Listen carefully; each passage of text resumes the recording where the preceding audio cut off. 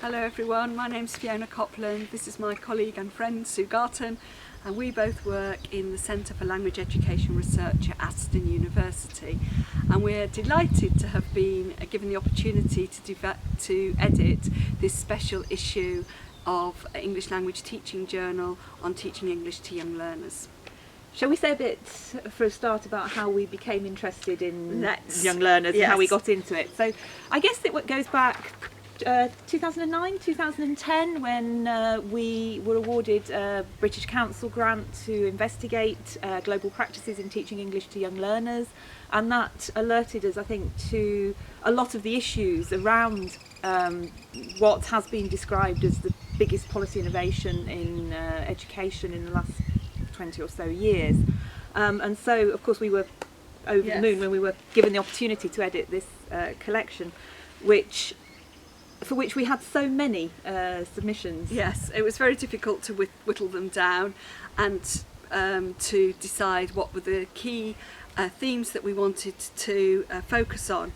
And so we did manage to do that. We're very pleased with the chapters that we've got, and we have separated these into particular themes, haven't we? Yeah. So the first one we've got is on children as language learners, and this is important, I think, because we need to look at this particular group and not think they're the same as adults learning languages or even teenagers learning languages. They're a special group with their own needs.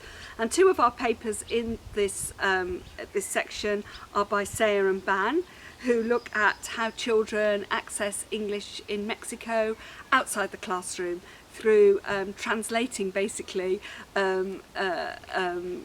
instructions on computer games from English into Spanish so that they can understand them and play the game.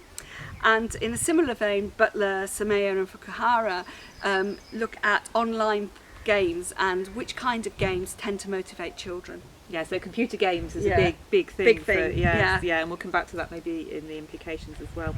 The second area we looked at, for which we have papers in this special issue, is around policy.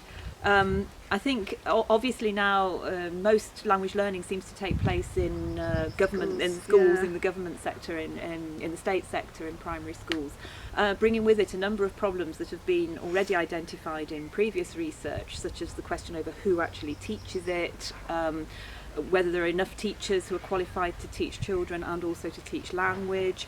And again, we have two papers in this special issue which look at the policy dimension. One of those is the paper by Enova, which looks specifically at teacher education and the weaknesses in teacher education in Europe at the current time, in spite of the fact, of course, that the policy in Europe has been around for a number of years. And the second paper is a bit different. This is Karavas's paper, who looked at the introduction of primary English into Greece. And it's different, I think it's fair to say it's different in tone to the papers you usually get around this issue, in that it's very positive and very optimistic, looking in particular at the way that all the various stakeholders were involved in the implementation process. And so how it can be successful. Yeah. Appropriate pedagogy is also a big area, and we've got two papers on that. One is looking at songs. So this is Coyle and Gomez Gracia, who look at how songs can support language learning, and Sandy Morao's paper on child-initiated play looks at very young learners and at how modelling activities in English can then support children to use the English in their regular play time. Yeah.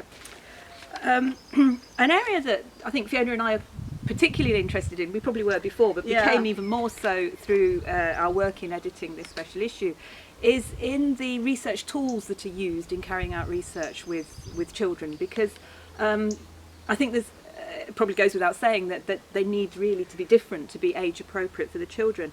And again, we have some very interesting examples, I think, in this special issue. Lopez Gopar, in his article about children in primary school in Mexico and multilingualism in Mexico, used, for example, multimodalities, pictures, texts, narratives in eliciting data from the children, while Jin et al.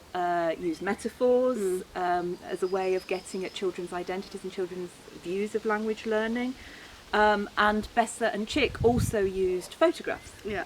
So we've got some very innovative ways, I Yeah. think, of researching. And I think this is reflective of the general move in qualitative research on getting participants involved, participants as co-researchers, and we think this is a really good way for research into young learners to be going. Yeah, absolutely.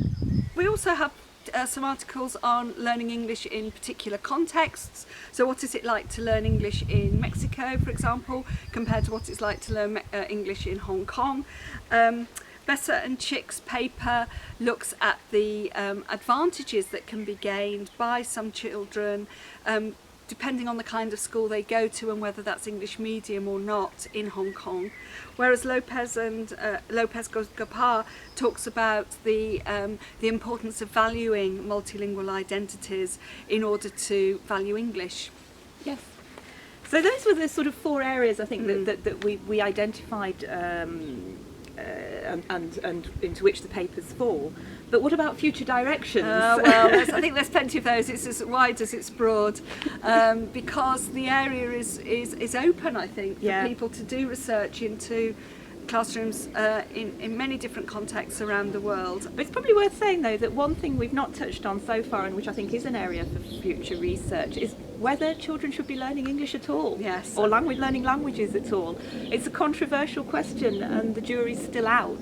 We have our own views on this, which are perhaps that maybe they shouldn't always be learning English, but we think more research needs to be done to see what actually advantages children, not what is thought to advantage children. Yeah. And I think a second area is going back to the pedagogies. I think there's a general kind of accepted wisdom that children learn through songs, through games, through storytelling, but I think we can still do with some more empirical studies to see exactly how that works and exactly what children learn, and how they learn it. Exactly, and the papers here go some way to doing that, but they also show how children play games and use English in a slightly different way to the way that we might imagine. Technology obviously is an area in which further research can be done, not just in terms of classroom technologies, but the mobile phone, Facebook, online learning for children, all these kinds of things are growing in importance, and we need more research on those. Yeah, and then another area I think is that still of teacher education.